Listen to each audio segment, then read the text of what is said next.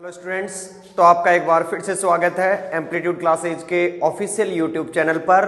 और अपन जो उसमें अपन देख चुके थे क्या कि जो अपना कैनोनिकल ट्रांसफॉर्मेशन था उसकी एक प्रॉपर्टी देखी थी। आज अपन जनरेटिंग फंक्शन पे बात करेंगे और जनरेटिंग फंक्शन पे भी नेट एग्जामिनेशन में काफी बार क्वेश्चन पूछा जाता है और ये टॉपिक भी काफी इंपॉर्टेंट है। तो बेसिकली बात ये है कि जो नेट के पर्पज से अपने को जनरेटिंग फंक्शन पढ़ना है तो उसके लिए अपने को कुछ ज्यादातर ये चीजें ध्यान में रखनी है जिनसे आपको क्वेश्चन सोल्व हो जाए और क्वेश्चन इजी हो जाए। उसके बाद जो नेक्स्ट वीडियो है उसमें बात करेंगे अपन जनरेटिंग फंक्शन पे किस तरह की प्रॉब्लम पूछी जाती है और किस तरीके से उनको सोल्व किया जाता है। आज जनरल बातें डिस्कस करेंगे आज जनरेटिंग फंक्शन के इस टॉपिक पर। तो देखो, जनरेटिंग फंक्शन जीएफ, गर्लफ्रेंड वाला जीएफ नहीं, जनरेटिंग फंक्शन वाला जीएफ की बात कर रहे हैं अपन, ठीक है ना। तो इस चीज को ध्यान रहे।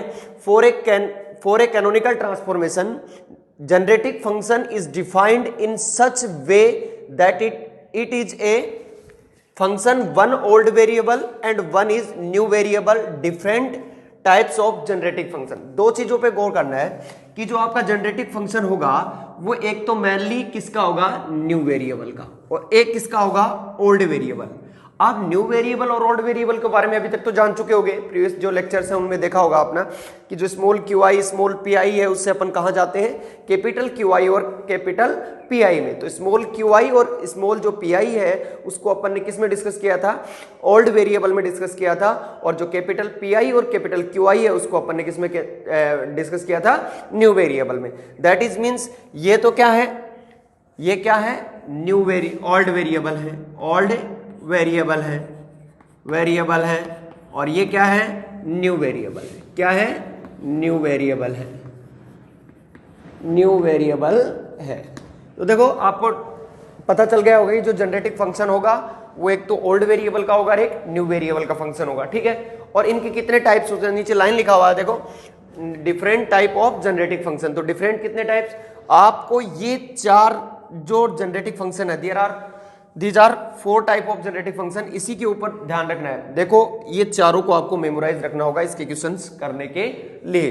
तो क्योंकि वहां पे जब आपको पूछेगा कि एफ और क्यू याद कीजिए, ऐसे दिया हुआ आएगा जनरली, F1 F2 F3 नहीं लिख के आएगा वहां पे। क्या नहीं लिख के आएगा, F1 F2 F3 F4 नहीं लिख के आएगा वहां पे, सिर्फ जनरली F लिख कर आएगा और बोल देगा कि स्मॉल क्यू और कैपिटल P का जनरेटिंग फंक्शन फाइंड आउट कीजिए। तो आपको पहले से मेमोराइज होना चाहिए कि Q और कैपिटल Phi का कौन सा जनरेटिंग फंक्शन होता है, F2। तो देखो इसको याद रखने के लिए तरीका देखो, F1 F2 F3 F4 systematic है, ठीक है। उसके बाद देखो ओल्ड वेरिएबल QI PI आपको ऑलवेज याद रहता है। सबसे पहले किसकी बात करते हो, QI, तो QI, उसके बाद कैपिटल QI का capital QI, T, same situation इसके बाद क्या था, PI, तो स्मॉल QI जो है वह एज इट इज रहेगा और उसके बाद क्या आएगा, कैपिटल PI आएगा, ठीक है। और T, सेम सिचुएशन, इन दोनों में कोई चेंज नहीं करना, थर्ड में कैपिटल QI T रहेगा, स्मॉल QI के बाद क्या आता है, स्मॉल PI, ठीक है। ऐसे ही यहां पे स्मॉल QI और PI, ठीक है। ये चारों आपको याद रखने का तरीका यही है। देखो स्मॉल QI से सबसे पहले न्यू वेरिएबल था, ओल्ड वेरिएबल था, इससे स्टार्ट करो। उसके बाद QI के साथ Q रहेगा T, उसके बाद स्मॉल QI के साथ एक बार कैपिटल PI आएगा T, उसके बाद वापिस से इनका कॉम्बिनेशन बनाओ सेकंड और थर्ड में, स्मॉल PI का QI के साथ और स्मॉल PI का PI के साथ T। ये चारों आपको क्या याद रखने हैं, मेमोराइज रखने हैं। आगे मैं क्वेश्चंस करूंगा तो इन्हीं पे बात करूंगा, बार बार इनको अपन ये यूज नहीं करेंगे कि F1 यूज होगा F2, आपको देखते ही पता लग जाना चाहिए कौन सा है, ठीक है। अब बात करते हैं अपन, देखो याद रखना कि जो स्मॉल p और कैपिटल में से कोई भी, जो स्मॉल p तो न्यू वेरिएबल और कैपिटल में से कोई सा भी वेरिएबल हो तो F3 और F4 यूज होगा। और यदि स्मॉल QI के साथ कैपिटल का कोई भी वेरिएबल हो तो F1 F2 वेरिएबल होगा, वो आपको डिसाइड करना है कौन सा है, ठीक है। देखो फर्स्ट नंबर पे QI आता है तो F1 आएगा, और यदि कैपिटल PI दिया हुआ है तो F2, मैंने Q के बाद ही P आता है तो सेकंड यूज होगा, बस डायरेक्ट, ठीक है। नीचे लिखी हुई है दीज 4 आर जनरेटिव फंक्शन, ये क्या है, जनरेटिव फंक्शन है। उसके बाद एक चीज देखते हैं, देखो इनके gauge transformation of Lagrangian leaves equation of motion unchanged so it is a canonical transformation. Canonical transformation क्या डेफिनेशन थी कि भाई जब आप न्यू वेरिएबल से ओल्ड वेरिएबल में जाओ तब इक्वेशन ऑफ मोशन क्या रहनी चाहिए, अनचेंज्ड रहनी चाहिए। तो अनचेंज्ड इक्वेशन ऑफ मोशन रहेगी तो वो क्या है, कैनोनिकल ट्रांसफॉर्मेशन है। तो यही तो बात बोली गई कि गेज ट्रांसफॉर्मेशन में देखो, याद करो, गेज ट्रांसफॉर्मेशन में दो कंडीशन थी कि इक्वेशन ऑफ मोशन कभी भी चेंज नहीं होती। उसके बाद सेकंड था कि जो कैनोनिकल मोमेंटम है यानी जो जनरलाइज्ड मोमेंटम है वो मे भी किसी एक केस में चेंज हो सकता है जब कब ओनली फंक्शन टी का हो। तो वो तो बात की थी, पर वो तो एक एक्सेप्शन केस है, हो भी सकता है और नहीं भी हो, बट इक्वेशन ऑफ मोशन क्या रहती है, अनचेंज। तो ये क्या है, कैनोनिकल ट्रांसफॉर्मेशन। गेज ट्रांसफॉर्मेशन क्या था, L dash L plus minus add करो कोई function d f by d t r vector into r comma t जो फंक्शन होगा। ठीक है, अब बात करेंगे अपन डिफरेंशियल रिलेशन की। किन किन के ऊपर डिफरेंशियल रिलेशन। अब इन सब के आपको चारों के क्या याद करने हैं, डिफरेंशियल रिलेशन, जिनको आप क्वेश्चन। अब देखो अपन देखते हैं डिफरेंशियल रिलेशन, इन पे ये भी काफी इंपॉर्टेंट है, देखो इन पे ध्यान रखना आपको। डिफरेंशियल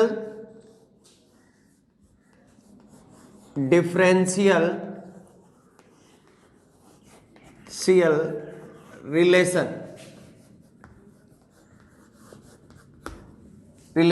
ठीक है, इन पे आपको ध्यान रखना है, डिफरेंशियल रिलेशन। और ठीक है, तो F1 का देखते हैं सबसे पहले, ठीक है, उसके बाद F2 का, उसके बाद F3 का, उसके बाद F4 का। तो एक आ जाएगा तो आपको तीनों करने की जरूरत भी नहीं है। ठीक है, तो आपका फर्स्ट देखते हैं अपन। देखो आपको मैंने क्या कहा, लैग्रांजियन क्या था अपना, L dash equals to L और माइनस यूज लेंगे, ठीक है, और D F और R into comma t by d t, यही था। ये सी टी है। लैग्रांजियन भाई गेज ट्रांसफॉर्मेशन के अकॉर्डिंग चेंज नहीं होगा, तो ये क्या है, कैनोनिकल ट्रांसफॉर्मेशन। अब देखो F1 फंक्शन किसका है, F1 फंक्शन मैंने बोला देखो स्मॉल सबसे पहले QI आता है, QI के साथ कैपिटल QI आएगा, उसके बाद स्मॉल t, तो ये इसका फंक्शन है। ठीक है, अब देखो L डेज, अब क्या करो, express L and L days in terms of H and H days. किसकी टर्म में एक्सप्रेस करना है इसको, L एंड L डेज की टर्म में एक्सप्रेस करना है। तो L डेज को करोगे तो L डेज का मतलब न्यू वेरिएबल, इसका मतलब क्या आएगा, देखो इसका मतलब ये आएगा कैपिटल PI और स्मॉल QI डेज माइनस H, कौन से वाला, न्यू वाला H days, equals to L की जगह स्मॉल QI डेज और small PI minus H old वाला plus minus DF1 upon DT, sorry capital total derivative है DF, तो DF1 अपॉन DT। ये फाइंड आउट कहां से कर सकते हो, आपके पास रिलेशन है।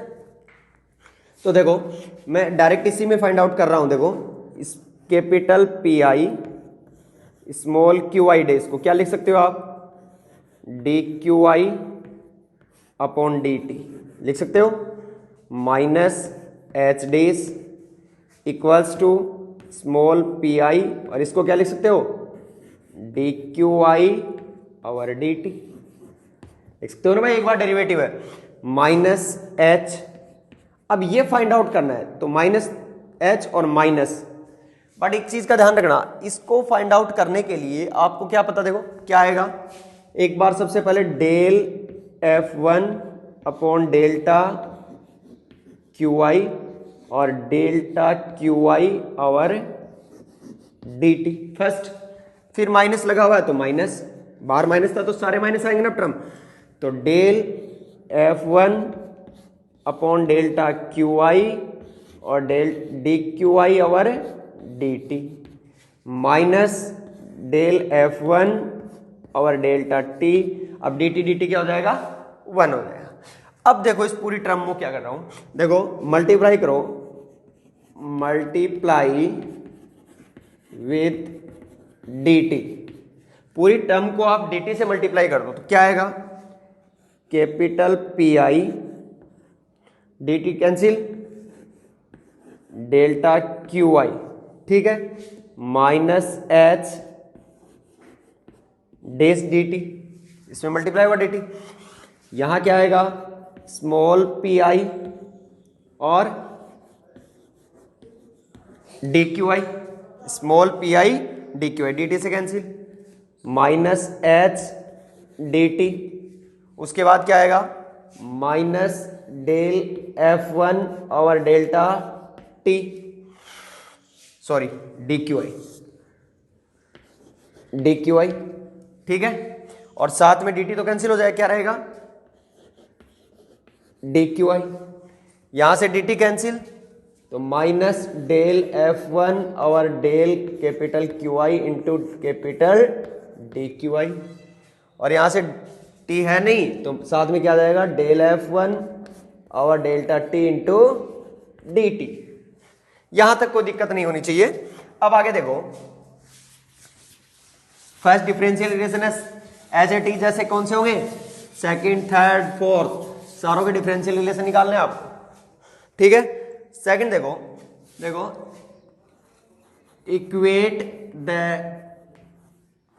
Coefficient of D Q I, capital D Q I और डी टी। इनके क्या करना है आपको, कोफिशिएंट को कंपेयर करना है, देखो ठीक है, इक्वेट करना है। तो देखो डी क्यू आई इधर है और ये डी क्यू आई इधर रहा, तो यहां से कैपिटल पी आई की वैल्यू क्या आएगी, capital P I equals to, ठीक है, क्या आएगा, माइनस का, क्या आएगा, माइनस का डेल एफ वन और डेल्टा क्यू आई, ये आएगा, ये रहा देखो डी क्यू ये रहा, डी क्यू आई ये रहा, ठीक है। दोनों के कंपेयर करो तो इधर तो पी आई है और इधर क्या है, माइनस का del F one upon del Q I. इसी तरीके से देखो क्या करेंगे, डी टी का करोगे तो क्या आएगा, माइनस का एच डी, चलो पहले क्यू आई का कर लो, ठीक है। स्मॉल जो पी आई है इसका कर लो, ठीक है। इसको इधर लेके आओ, किसको, इसको इधर लेके आओ, ठीक है। तो ये स्मॉल पी आई इधर लेके आओगे तो माइनस का आ जाएगा, नहीं तो यहां से कंपेयर करोगे तो क्या आएगा, फिर देखो स्मॉल पी आई, ठीक है, माइनस का इधर और इधर भी क्या है ये माइनस का, तो इक्वल्स टू माइनस का डेल एफ वन और डेल क्यू आई, और माइनस माइनस क्या हो जाएंगे, प्लस, ठीक है। तो लगाने की जरूरत है नहीं है, मैंने तो बता दिया, बस इस तरीके से कंपेयर हुई। अब डी टी का करो, देखो माइनस एच डेज इधर है, इधर क्या है, एच है माइनस का, और माइनस का डेल एफ वन और डेल्टा टी। तो देखो माइनस माइनस को हटाओगे तो क्या आएगा, एच डेज equals to H plus del F one by delta T. तो ये क्या कहलाते हैं, डिफरेंशियल रिलेशन। अब इसको हटा देता हूं मैं, तो ये तीनों क्या कहलाते हैं, डिफरेंशियल रिलेशन, ठीक है। इसी तरीके से आपको क्या फाइंड आउट करना है, फर्स्ट, सेकंड और थर्ड। अब ये क्यों इंपॉर्टेंट है, इसलिए इंपॉर्टेंट है कि जब आपको क्वेश्चन सोल्व करने होंगे तब आपको क्वेश्चंस में सिर्फ ये बोला गया होगा कि जनरेटिक फंक्शन फाइंड आउट कीजिए किसका, एफ और स्मॉल क्यू और कैपिटल क्यू का, ठीक है। तो आपके दिमाग में तुरंत ये आएगा कि यहां पे कौन सा जनरेटिक फंक्शन होगा, तो क्यू आई और कैपिटल क्यू आई के लिए कौन सा यूज होता है, एफ वन। तो एफ वन की डिफरेंशियल रिलेशन कौन से हैं, ये। तो इन्हीं को आप क्या करोगे, डिफरेंशियल रिलेशन को यूज करके क्या फाइंड आउट करोगे, जनरेटिक फंक्शन। तो सेम सिचुएशन में अपने को क्या फाइंड आउट करने हैं, सेकंड और उसके बाद थर्ड, उसके बाद फोर्थ। तो पहले अपन सेकंड डिस्कस करेंगे, उसके बाद अपन क्या करेंगे, थर्ड, उसके बाद फोर्थ, उसके बाद अपन क्या करेंगे, क्वेश्चन से रिलेटेड क्वेश्चन करेंगे, ठीक है। अब देखो अपन second differential relation, third relation और फोर्थ डिफरेंशियल रिलेशन की बात करते हैं टाइम वेस्ट किए बिना। देखो एफ टू ये लेजेंडरी ट्रांसफॉर्मेशन होता है, जैसे आप थर्मोडायनेमिक्स में यूज करते हो एच टी वी एस, उसी तरीके से इसके अंदर भी यूज करना है आपको। तो इसको ज्यादा सोल्व नहीं करेंगे, जैसे सेकंड आपको निकालना है तो F1 plus minus Q I P I legendary transformation, और यूज करना है गेज ट्रांसफॉर्मेशन रिलेशन, उसी तरीके से कोफिशिएंट रिलेशन करके आपको फाइंड आउट करना है, बट इस पे नहीं चलेंगे अपन।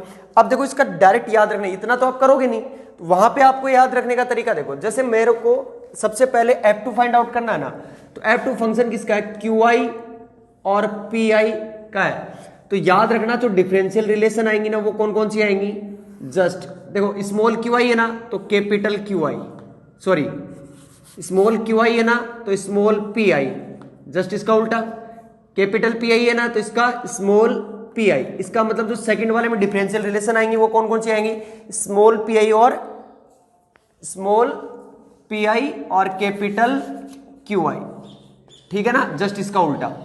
समझ गए ना, मैं समझ रहे हो ना मेरी बात की। जैसे स्मॉल QI है तो इसका जस्ट इसके बाद में यार PI आता है ना, स्मॉल PI इसके साथ कॉम्बिनेशन, तो इसका कॉम्बिनेशन स्मॉल PI वाला आएगा। और कैपिटल PI इसका कॉम्बिनेशन कौन सा होता है, QI। तो यहां पे जो आएंगे वो कौन कौन से आएंगे, स्मॉल QI और स्मॉल PI। तो स्मॉल PI और स्मॉल QI। अब फंक्शन F2 का कर रहे हैं तो F2। अब याद रखना है कि कैपिटल के नीचे कैपिटल आता है, तो जस्ट QI है तो किसके साथ होगा, PI के साथ। स्मॉल PI इसका मतलब किसके साथ होगा, स्मॉल QI के, ठीक है, ये याद रख लिया, यहां तक क्लियर। अब आ जाओ थर्ड के अंदर, सेम सिचुएशन से F3 F1 minus PI QI, वही गेस ट्रांसफॉर्मेशन यूज करोगे, पर उसको यूज नहीं करना है। यहाँ पे क्या करना है आपको, देखो फंक्शन किस किस का है, F3 स्मॉल, ये तो पता ही रहेगा आपको, स्मॉल PI का, इस मतलब इसका मतलब क्या आएगा, स्मॉल QI आएगा, ठीक है। कैपिटल QI का फंक्शन है, इसका मतलब कैपिटल PI आएगा, जस्ट उल्टा। तो ये देखो स्मॉल QI ये रहा और कैपिटल PI ये रहा। अब एक चीज और ध्यान में रखनी है कि जो स्मॉल PI, ऊपर ही ध्यान रख लो, स्मॉल PI और कैपिटल QI दोनों जहां पे आएंगे नीचे तब नेगेटिव साइन आएगा, ठीक है। तो देखो QI है ना तो क्या आएगा, डेल F तो आएगा F3 पर देखो QI है, इसका मतलब जस्ट इसका उल्टा क्या होता है, PI। पर PI स्मॉल PI को तो क्या आएगा, नेगेटिव। उसके बाद कैपिटल PI है, ठीक है, तो capital P del F3 upon delta, देखो कैपिटल है तो कैपिटल है, उल्टा आता है ना जस्ट इसके नीचे, तो उल्टा QI। बट कैपिटल QI में क्या आता है हमेशा, नेगेटिव, तो नेगेटिव लगा दिया, H प्लस डेल F3। अब फोर्थ देखो इसको समझो, फोर्थ को यदि नहीं भी आया है तो देखो समझो अच्छी तरीके से, क्योंकि इन्हीं पे बेस्ड अपन प्रॉब्लम करेंगे अभी। तो आपको यही रिलेशन वहां पे याद रखने में कॉम्प्लिकेटेड होते हैं और आपको याद रखने में बहुत दिक्कत आती है जेनेरेटिक फंक्शन की डिफरेंशियल रिलेशन याद रखने की। तो देखो क्या है, F4 फंक्शन किसका, देखो मैं यहाँ पे अच्छे से करके बताता हूँ। F4 फंक्शन किसका होता है, F4 फंक्शन होता है स्मॉल PI और कैपिटल PI और T, बस ये फंक्शन देखना आपको किसी का भी। अब देखो इसके जस्ट अपोजिट में क्या होगा, स्मॉल QI के साथ क्या होता है कॉम्बिनेशन में, स्मॉल QI, तो मतलब डिफरेंशियल रिलेशन आएगा स्मॉल Q का। इसी तरीके से कैपिटल PI है ना यहाँ पे, तो कैपिटल PI का जो कॉम्बिनेशन होता है वो किसके साथ होता है, कैपिटल QI के साथ, ठीक है। ये दो डिफरेंस इसी तरीके से सब में फाइंड आउट करना, उल्टा लेना है। अब देखो QI है ना, तो देखो होगा तो किसके सापेक्ष, F4 बाई डेल्टा। अब Q है ना तो क्या आएगा, डेल स्मॉल आएगा ना PI, तो ये रहा स्मॉल PI। अब मैंने कहा था स्मॉल PI और कैपिटल QI के साथ क्या रहता है, हमेशा नेगेटिव साइन अटैच रहता है, तो ये लगा दो नेगेटिव साइन, ये रहा। अब आपको क्या है, कैपिटल QI, तो कैपिटल QI में क्या होगा, कैपिटल QI में देखो डेल F4 बाई तो आएगा ही, अब क्या आएगा नीचे, कैपिटल PI, और कैपिटल PI में नेगेटिव आता नहीं है तो इसलिए नेगेटिव नहीं आया, तो क्या आ गया, और H डेस क्या रहेगा, H plus del F4 by delta T। तो इस तरीके से आप सारे डिफरेंशियल रिलेशन फाइंड आउट कर। अब देखो कुछ भी नहीं पता फिर भी मैं एक बार वापस से आपको रिवाइज करा देता हूं, क्या, क्योंकि इसके बाद डायरेक्ट क्वेश्चंस करेंगे अपन, तो एक बार मैं आपको वापस से रिवाइज कराता हूं। इस पे आ गया समझ में, जैसे F1 था अपना, तो F1 फंक्शन किसका होता है भाई साहब, स्मॉल QI, उसके बाद कैपिटल QI और T का फंक्शन होता है। अब देखो सबसे पहले इसको पकड़ो, इसके साथ कॉम्बिनेशन में क्या रहता है, स्मॉल PI, तो स्मॉल PI आएगा, मतलब एक डिफरेंशियल रिलेशन आएगा तो स्मॉल PI में। कैपिटल PI के साथ कौन सा रहता है कॉम्बिनेशन में, कैपिटल PI, तो एक क्या आएगा, कैपिटल PI। अब देखो F1 का कर रहे हो तो F1 आएगा 101% F1 डेल F1, कोई दिक्कत, स्मॉल PI है इसका मतलब क्या आएगा नीचे, स्मॉल क्यू आई पॉजिटिव रहेगा, मैंने कोई बात नहीं की नेगेटिव भी। अब आओ del F one upon delta T, capital P I है ना भाई साहब, स्मॉल क्यू आई आएगा, पर कैपिटल है तो कैपिटल आएगा, बट कैपिटल क्यू आई के साथ क्या रहता है हमेशा, नेगेटिव साइन, तो बाहर लगाओ नेगेटिव साइन। तो आपको कोई भी डिफरेंशियल रिलेशन इस तरीके से आप याद रख सकते हो, आपको 2 मिनट में आप कोई भी डिफरेंशियल रिलेशन में फाइंड आउट कर सकते हो। अब देखते हैं अपन किस तरीके से जेनेरेटिक फंक्शन की प्रॉब्लम्स है उनको अपन सोल्व करेंगे, किस तरीके से, उसका मेथड देखते हैं, उसके बाद क्वेश्चंस डिस्कस करते हैं, ठीक है।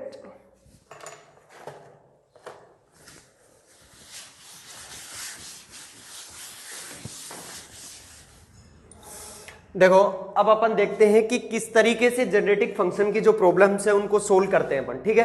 तो पहले तो देखो स्टेप से सोल्व करना, आप प्रॉब्लम्स ऑन जेनेरेटिक फंक्शन पे यूज करना, आपको स्टेप्स यूज करनी है। फर्स्ट स्टेप में use appropriate differential relation, first में ये यूज करनी है।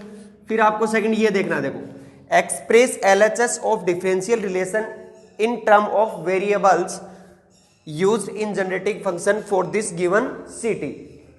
सेकंड, उसके बाद आपको यूज करा इंटीग्रेट बोथ डिफरेंस इक्वेशन, और लास्ट में combine two results for generating function keep common once only. जो दोनों जेनेरेटिक फंक्शन में कॉमन टर्म होंगे उसको कहां यूज करना है, एक बार यूज करना है। तो इन स्टेप को फॉलो करके आपको क्या करना है, क्वेश्चन से सोल्व करना है। तो अब क्वेश्चन पे बात करते हैं अपन डायरेक्ट। एक चीज का ध्यान रहे भाई, ये क्वेश्चन एक है ना, एक ही आपको क्वेश्चन काफी होता है कुछ सीखने के लिए, इसका मतलब आगे और भी क्वेश्चन डिस्कस करेंगे, बट इसी क्वेश्चन से आपको पता लग जाना चाहिए कि किस तरीके से प्रॉब्लम सॉल्व होंगी। ये पूछा है जेनेरेटिक फंक्शन, दिमाग लगाओ, f1 f2 f3 कुछ नहीं गिवन है, इसका मतलब आपको खुद को पता लगाना है कि f1 f2 f3 है कौन सा। अब पता करो फंक्शन किसका दिया हुआ है, स्मॉल क्यू आई और कैपिटल पी आई। अब पता करो कौन से पे, स्मॉल क्यू आई के साथ कैपिटल पी आई कौन से नंबर पे आता है, 2 नंबर पे। तो इसका मतलब कौन सा जेनेरेटिक फंक्शन होगा, f2। f2 फंक्शन किसका होता है, small Q I capital P I और t का फंक्शन होता है। ये लिखने के बाद आपको यहां पकड़ना है, देखो स्मॉल क्यू आई दिया हुआ है ना, इसका जस्ट अपोजिट कौन सा होता है, इसके साथ कॉम्बिनेशन में स्मॉल पी आई, और कैपिटल पी आई के साथ कॉम्बिनेशन में क्या होता है, कैपिटल क्यू। ठीक है, लिखना बताया हुआ ना मेरा। तो देखो अब स्मॉल पी आई को कैसे लिखोगे आप, स्मॉल पी आई को लिखोगे आप del F two, small P I है ना तो स्मॉल क्यू आई। कैपिटल को कैसे लिखोगे, डेल एफ टू, और क्यू है तो capital P I. Negative sign 2 में आता है, एक किस में आता है, कैपिटल क्यू आई, और एक स्मॉल पी आई में, जब नीचे आएंगे तब। ठीक है, अब आओ, अब स्मॉल पी आई चाहिए आपको और कैपिटल क्यू आई चाहिए, इन दोनों से। तो आपको क्या दिया हुआ है, स्मॉल पी आई दिया हुआ कैपिटल क्यू आई की टर्म में, ये नहीं चाहिए आपको। ठीक है, अब देखो इसको निकालने के लिए वही बात की थी ना, इसको वेरिएबल टर्म में लेके आओ, क्यू किस में लेके आओ, स्मॉल क्यू वाली टर्म में। ठीक है, तो देखो यहां से देखो स्मॉल क्यू बराबर आपका दिया हुआ है कैपिटल पी क्यू स्क्वायर। तो क्यू स्क्वायर की जगह मैं क्या रख सकता हूं, इसको नीचे लेके आओ, तो इसको मतलब मैं ये लिख सकता हूं कि small P square, just opposite यहां से। ठीक है, अब स्मॉल p का मतलब क्या हो गया, root capital P upon small q। ठीक है, ये कैपिटल P स्मॉल q नीचे आ जाएगा और p इधर। तो फर्स्ट रिलेशन आ गया आपका, इक्वेशन नंबर फर्स्ट। सेकंड देखो, यही यदि p फाइंड आउट हो गया तो आप क्या कर सकते हो, डायरेक्टली आप क्या कर सकते हो, यहां से भाई स्मॉल p फाइंड आउट हो गया तो q, आपको स्मॉल p तो मिल गया। अब क्या फाइंड आउट करना है, कैपिटल Q। तो कैपिटल Q फाइंड आउट करने के लिए जस्ट उल्टा ही तो करना है, इसका रिवर्स करना है। इसका मतलब कैपिटल Q कितना आ जाएगा, रूट, और क्या आ जाएगा, देखो कैपिटल Q चाहिए तो कैपिटल Q यहां से फाइंड आउट करो, इसको अपोजिट करो तो स्मॉल p नीचे आ जाएगा। अब स्मॉल p की वैल्यू क्या आई हुई है, रूट p अपॉन Q, तो इसको अपोजिट कर दो, तो स्मॉल Q और कैपिटल P। ये कैपिटल Q की वैल्यू आ चुकी, स्मॉल p की वैल्यू आ गई, इसका मतलब स्मॉल p की वैल्यू भी आ गई और कैपिटल Q की वैल्यू भी आ गई। अब देखो स्मॉल p की जगह आप क्या रख सकते हो, डेल f2 रखने की कोई जरूरी नहीं है। देखो delta Q equals to root p upon Q, variable separate करो और इंटीग्रेट कर दो दोनों से, बोथ साइड। तो del f integrate root p upon Q और डेल क्यू इंटीग्रेट करना। तो रूट क्यू का मैंने क्या हुआ था 2, रूट क्यू तो आता है वापस, तो क्या आएगा 2 रूट पी और क्यू, ये आ गया यहां से एफ। इसका मतलब एक एफ क्या आ गया आपका 2 root capital P small Q.